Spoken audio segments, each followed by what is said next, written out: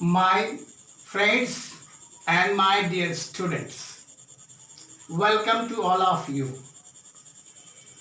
In this channel, Perfect English of DN Sindhu, मैं DN Sindhu हूँ और आपके सेवा में ये इंग्लिश का क्लास आज 6 महीने से चला रहा हूँ।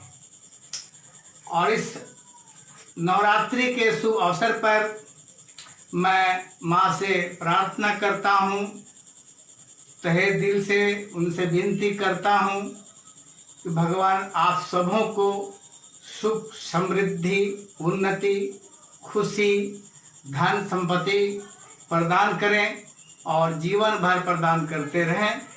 ये माँ से मेरा आप लोगों के लिए विनती है।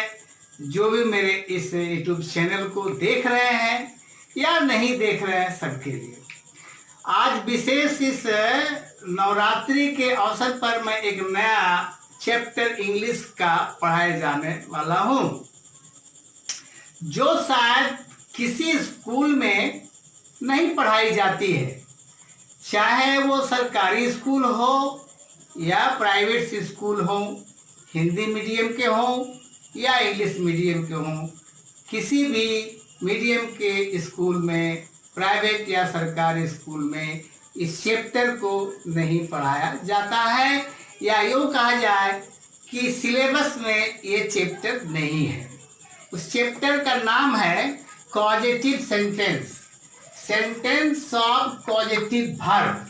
ये आपके लिए एक नया चैप्टर जरूर लगेगा, क्योंकि आपने कभी इसको पढ़ा नहीं और किसी ने आपको पढ़ाया नहीं और बताया नहीं। इसलिए मैं बड़ा इम्पोर्टेंट समझता हूँ कि इसको भी समझना बहुत ज़रूरी है और काफ़ी इंटरेस्टेड सेंटेंस भी है। तो पहला सवाल है कि किसे कहा जाता है कॉजेटिव सेंटेंस, यानी सेंटेंस ऑफ कॉजेटिव वर्ब का मतलब क्या होता है? इसका मतलब होता है कि कर्ता खुद काम को न करके दूसरे से करवाता है या कराने के लिए प्रेरणा देता है, जिसको हम लोग कॉजेटिव वर्ब या कॉजेटिव सेंटेंस कहते हैं। Doer does not work himself but he try to make work by others. जो इंस्टिगेट करता है, दूसरे से को प्रेरणा देकर काम करवाता है, ऐसे सेंटेंस को हम लोग कॉजेटिव सेंटेंस बोलते हैं। यह प्रेजेंट में भी है, पास्ट में भी है और फ्यूचर में भी है। इसका एक्टिव भी बनता है, पैसिव भी बनता है। इसका अफर्मेटिव भी होता है, नेगेटिव भी होता है, इंट्रोगेटिव भी होता है, इंट्रोगेटिव नेगेटिव भी होता है। जिस तरह से मैंने आपको सारा टेंस बताया था, सभी टेंस का sentence affirmative, negative, interrogative, interrogative negative, past का, फ्यूचर का और बाकी सब पार्ट्स का, उसी से उसका मैंने आपको एक्टिव से पैसिव भी बताया है। तो दो चीज तो आपके कंप्लीट हो गए। और ये जो तीसरा पॉजिटिव सेंटेंस है, बहुत ही यूजफुल है, हमारे लाइफ में बातचीत करने में बहुत ही जरूरत पड़ती है या हम लोग इसका इस्तेमाल करते हैं। लेकिन इसे कैसे बनाया जाता है वो आपको बताएंगे। इसके कुछ पॉजिटिव वर्ब्स होते हैं, जैसे टीच, खुद नहीं पढ़ना, पढ़ाना, सो, नहीं दिखना, दिखाना। इस तरह से कुछ पॉजिटिव वर्ब अलग है। लेकिन जो पॉजिटिव वर्ब नहीं है, उसके लिए मैं आपको आज ले चलता हूं। जैसे देखा जाए, कर्ता स्वयं नहीं करता बल्कि दूसरों को प्रेरणा देता है करने के लिए, उस सेंटेंस को हम बोलते हैं पॉजिटिव वर्ब का सेंटेंस। जैसे आप एग्जांपल में देखिए, मैं उसे हंसाता हूं, खुद नहीं हंसता हूं, मैं उसे हंसाता हूं, ये प्रेजेंट टेंस में है। मैंने उसे हंसाया, मैंने उसे हंसाया, ये पास्ट टेंस में है। और मैं उसे हंसाऊंगा, ये फ्यूचर टेंस में है। इसका नेगेटिव भी हो सकता है, मैं उसे नहीं हंसाता हूं, मैंने उसे नहीं हंसाया, मैं उसे नहीं हंसाऊंगा। इस तरह का भी आप बना सकते हैं निगेटिव में। तो आज पहला स्टेप में मैं आपको प्रेजेंट, पास्ट और फ्यूचर का सिंपल फॉर्म आपको बताने जा रहे हैं। देखा जाए यहाँ पर कि प्रेजेंट टेंस में हम जो बनाते हैं उसका फॉर्मूला है सब्जेक्ट। इसमें सबसे बड़ी बात है कि ये खुद नहीं करके दूसरे से काम करवाता है। तो वो प्रेजेंट में भी होता है, पास्ट में भी होता है और फ्यूचर में भी होता है। ठीक है, तो चलिए वन बाय वन आपको मैं यहाँ फॉर्मूला लिखिए देता हूं। इसका फॉर्मूला क्या है? इसका फॉर्मूला है प्रेजेंट का सब्जेक्ट हो गया, उसके बाद मैक लगाइए या मैक्स लगाइए, मैक्स लगाइए, प्लस यहां पर प्रोनाउन आएगा या नाउन आएगा या ऑब्जेक्ट आएगा,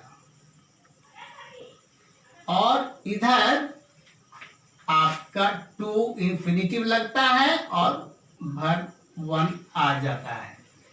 इस तरह से हम लोग जो है इसको हम लोग पॉजिटिव सेंटेंस बोलते हैं।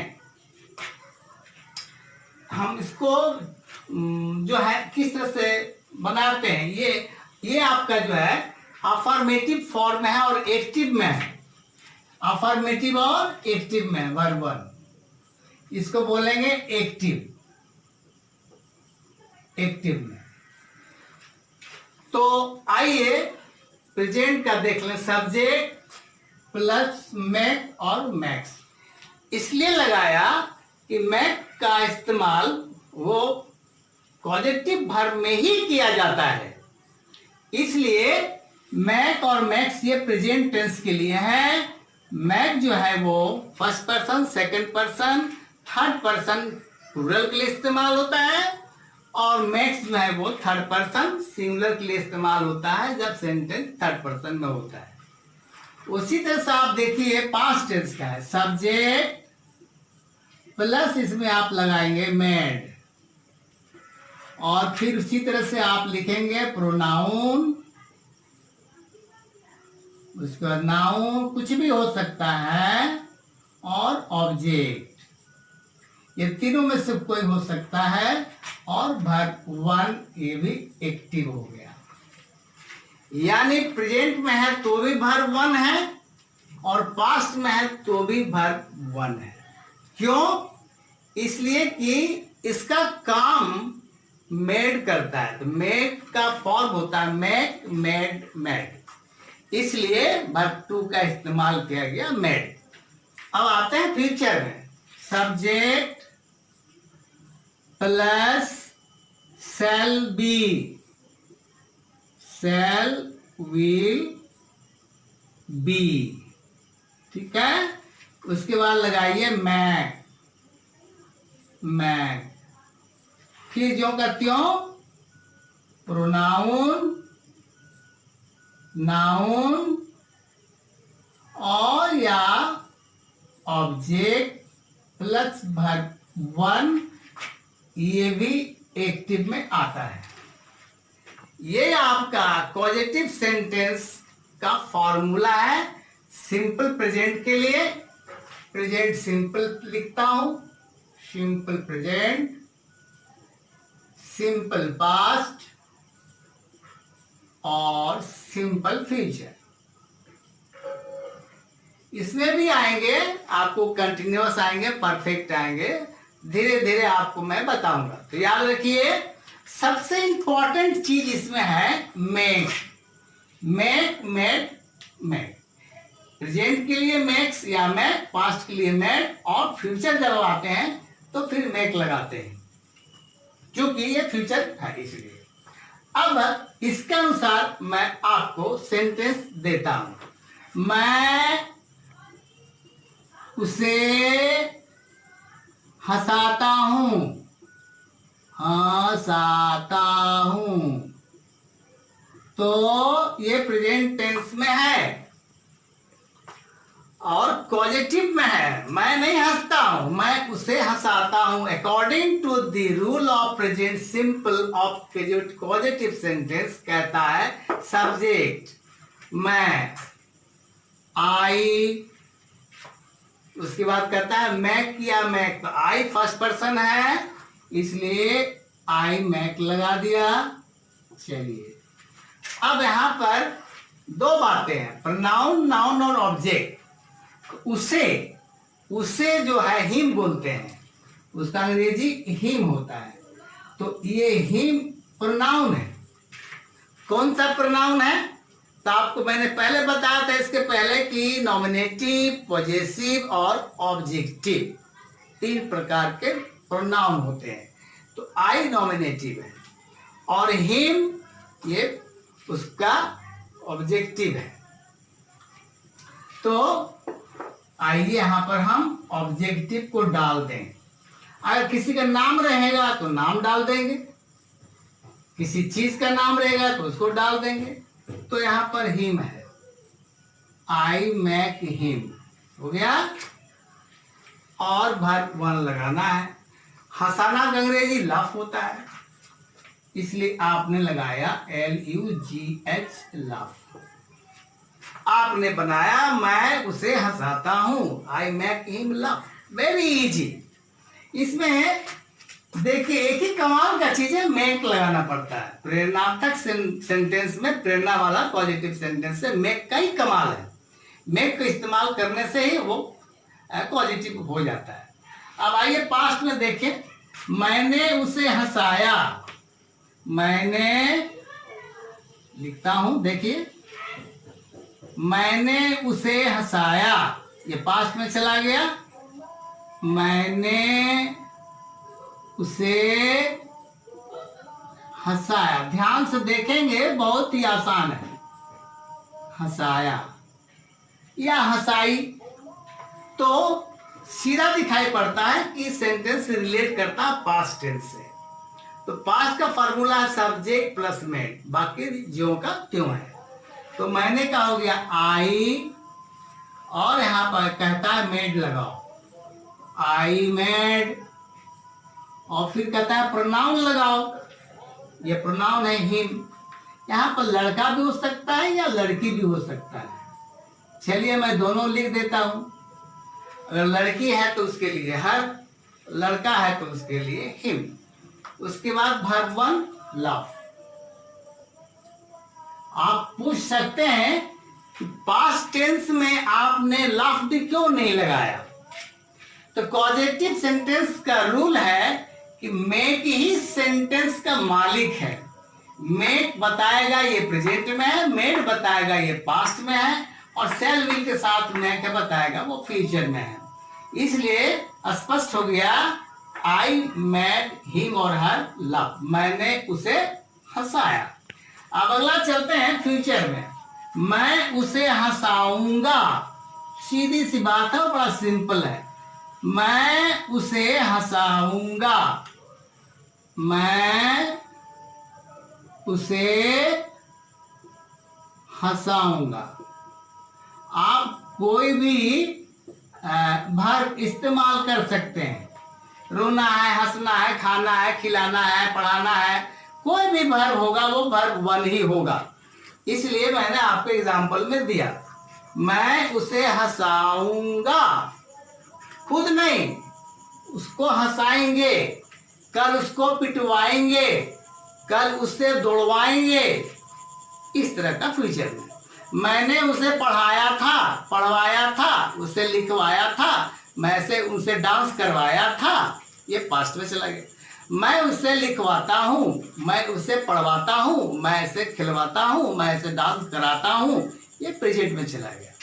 तो इस तरह से आई कहता सब्जेक्ट दीजिए, आई के साथ सेल बी, सेल लगाया और बी लगाया और यहां पर मेक लगा दिया, मेक प्लस, अब उसे है तो हिम दे दीजिए, जो भी रहेगा हिम हर आप डाल सकते हैं। ये हिम या हर प्लस लव। बड़े ही आश्चर्य की बात है। देखिए, हर सेंटेंस में प्रेजेंट, पास्ट और फ्यूचर में वर्ब वन का ही इस्तेमाल किया गया है, इसलिए वर्ब वन लगा है। लफ लफ सब में लगा है। इस तरह से आपने अभी अफर्मेटिव फॉर्म को देखा। पॉजिटिव सेंटेंस का अफर्मेटिव फॉर्म का ये रूल है, इसको जानना बहुत ही जरूरी है। और हम लोग बोलचाल की भाषा में बातचीत करते हैं तो इस्तेमाल हो जाता है। मैं ऐसे पिटवाऊंगा, मैं आज उससे पार्टी दिलवाऊंगा, आज लड़कियों को नचाई जाएगी, मैंने उसे पिटवाया था।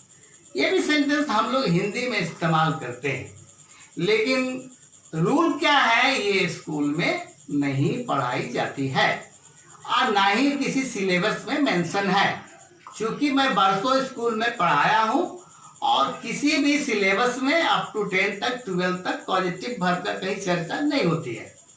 इसलिए एक अलग सा चैप्टर है जो आप अनभिज्ञ थे या अनभिज्ञ हैं, तो आज आप इस बात को नोट कर लें कि आपका पॉजिटिव सेंटेंस का ये फॉर्म एक्टिव में है।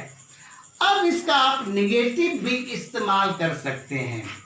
निगेटिव के लिए क्या करना पड़ता है कि पास्ट प्रेजेंट टेंस है तो यहां पर आप डू नॉट या डज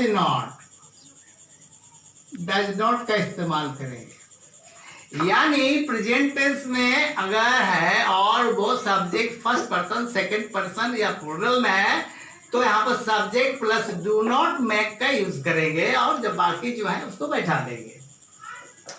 अगर थर्ड पर्सन सिंगुलर अगर नंबर में है तो वहां पर डज का इस्तेमाल करेंगे। जैसे ही रहेगा तो ही डज नॉट लगाएंगे, हिम लाफ लगाएंगे, यानी निगेटिव बन गया। मैं उसे नहीं हंसाता हूं, मैं उसे नहीं हंसाता हूं प्रेजेंट में है और निगेटिव में है।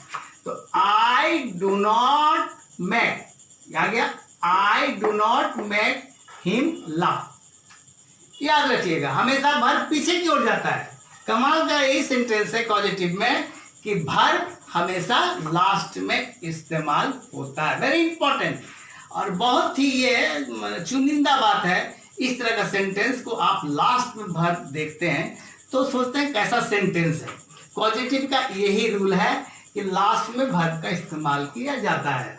अगर यहाँ पास्ट टेंस बनाना निगेटिव है तो हम लोग उसको डीड का इस्तेमाल करते हैं, did not.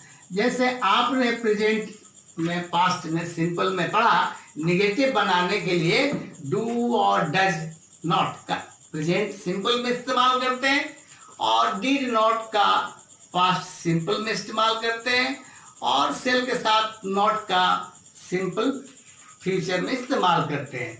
The same way is that, आपको अगर बनाना है निगेटिव तो इसमें डू नॉट डज नॉट जोड़ देंगे वर्ब ये मेक के पहले या मेड के पहले। पास्ट टेंस में मेक के पहले डीड को जोड़ देंगे, निगेटिव बन गया। अब चलते हैं यहाँ पर सेल बी। तो यहाँ पर आपको निगेटिव के लिए नॉट लगाना है, सेल नॉट बी, यानी बी और सेल के बीच में नॉट का इस्तेमाल हो जाएगा। तो हो जाएगा I shall not, I shall not, उसके बाद भी आई सेल हो गया नॉट, एनओटी नॉट, be make, make him dance, मैं उससे डांस नहीं करवाऊंगा। डांस लिख देते हैं, डांस, सॉरी ये डांस जोड़ दिया। आगे एक्टिव में I shall not make him dance, मैं उससे डांस नहीं करवाऊंगा। ऐसा हम लोग बातचीत के दौरान में इस तरह का सेंटेंस का इस्तेमाल करते हैं। तो आज आपको ज्यादा दूर नहीं ले चलूंगा क्योंकि नया चैप्टर है, इसलिए आज आपको मैं सिंपल प्रेजेंट, पास्ट और फ्यूचर का अफर्मेटिव और निगेटिव रूल का नियम बताया, जो बहुत ही इम्पोर्टेंट है और बहुत जरूरी भी है जानना। तो आज का पॉजिटिव क्लास का प्रेजेंट, पास्ट और फ्यूचर का सिंपल का मैंने अफर्मेटिव और निगेटिव बात बताया। मुख्य बातें याद रखिए। इसमें मुख्य बात क्या होता है कि इसमें हम मैक का इस्तेमाल करते हैं, मैक का प्रेजेंट में और पास्ट का मेड में, और फ्यूचर में सेल विल लगा के मेक लगाते हैं। नंबर 2, उसके बाद हम लोग प्रोनाउन देंगे या नाउन देंगे या ऑब्जेक्ट देंगे। जो कोई नाम होगा तो नाम देंगे, प्रोनाउन है तो प्रोनाउन देंगे। उसके बाद वर्ब 1 का ही इस्तेमाल होता है, whether the sentence belong with the present tense, past tense and future tense. एक ही बड़ा इंपॉर्टेंट बात है कि वर्ब 1 हमेशा लास्ट में आता है और make, made, shall, will, make ये सब्जेक्ट के बाद आता है, और उसके बाद नाउन, प्रोनाउन या ऑब्जेक्ट आता है। Very simple. अब इसको हम लोग इंट्रोगेटिव में भी बना सकते हैं, वो क्लास में बाद में लूंगा। इसके बाद है कि कंटिन्यूअस में भी बना सकते हैं, परफेक्ट में भी बना सकते हैं, इसका हम पेसिव में भी बना सकते हैं और बनता है और इस्तेमाल कराया जाता है, या हम लोग बोलचाल के भाषा में बहुत काफी इस्तेमाल करते हैं। तो मेरा कहने का तात्पर्य है और बताने का तात्पर्य है कि जो चीजें स्कूल से बिल्कुल अलग है, जो सिलेबस में नहीं है या थोड़ा बहुत है या कहीं कहीं पूरे इंडिया में पढ़ाई जाती है नहीं जाती मैं नहीं जानता हूँ, लेकिन 30 वर्ष के टीचिंग एक्सपीरियंस में मुझे किसी स्कूल में या पॉजिटिव वर्ब पढ़ाने का कहीं मौका नहीं मिला, क्योंकि उसके सिलेबस में नहीं है। इसलिए मेरे बच्चों, आप अच्छी तरह से समझें कि अंग्रेजी जानने के लिए हर चीज को तय से जानना बहुत जरूरी है। इसलिए इस नवरात्रि के शुभ अवसर पर मैं एक नया चैप्टर आपके सामने प्रस्तुत किया और कर रहा हूं और करता रहूंगा। बहुत बहुत आपकी वो हार्दिक और शुभकामनाएं। माँ की दया दृष्टि आप सबों पर, सबों परिवार पर, आपके दोस्त, मित्र, संबंधी, शिक्षक सबों के प्रति मेरी दुआ है, प्रार्थना है। माँ भगवती आप लोगों को सुख, समृद्धि, धन, संपदा, स्वास्थ्य, शिक्षा में बहुत तरक्की दे, प्रगति दे। इन्हीं शब्दों के साथ मैं आपको पुनः धन्यवाद देता हूं, चूंकि you are watching my this perfect English of DN Sindhu. साथ साथ मैं ये निवेदन भी करता हूं कि आप इसको लाइक भी करें, सब्सक्राइब भी करें, शेयर भी करें और अपना निजी कमेंट भी मुझे भेजें, ताकि मुझे पता चले कि आप मेरे इस चैनल को तहे दिल से देखते हैं। तो मैं उम्मीद करता हूं कि आप कमेंट जरूर देंगे और सब्सक्राइब एक बार मेरे चैनल को कर लेते हैं, तो जो भी नया एपिसोड आता है, जो भी मैं वीडियो लोड करता हूं, डायरेक्ट आपके संपर्क में चला जाता है। इस तरह से मेरे बनाए हुए नए स्किल को, it is my discovery channel, आपको मैंने पहले ही बताया था। अंग्रेजी बहुत पढ़ाते हैं, बहुत सारे टीचर पढ़ाते हैं, मैं किसी का शिकायत आलोचना नहीं करता हूं, वो करना भी नहीं चाहिए। लेकिन मेरा जहां तक अनुभव है, मेरा जहां तक स्किलनेस है टीचिंग में, कि सब्जेक्ट को डिमिनिफिकेशन करना, मतलब सहज रूप से बच्चों के सामने प्रस्तुत करना। The diminification of the teacher is the quality of teachers, so it is very necessary. इसके जानना बहुत जरूरी है। तो आप अच्छी अंग्रेजी जाने, इसलिए मैंने परफेक्ट नाम दिया है।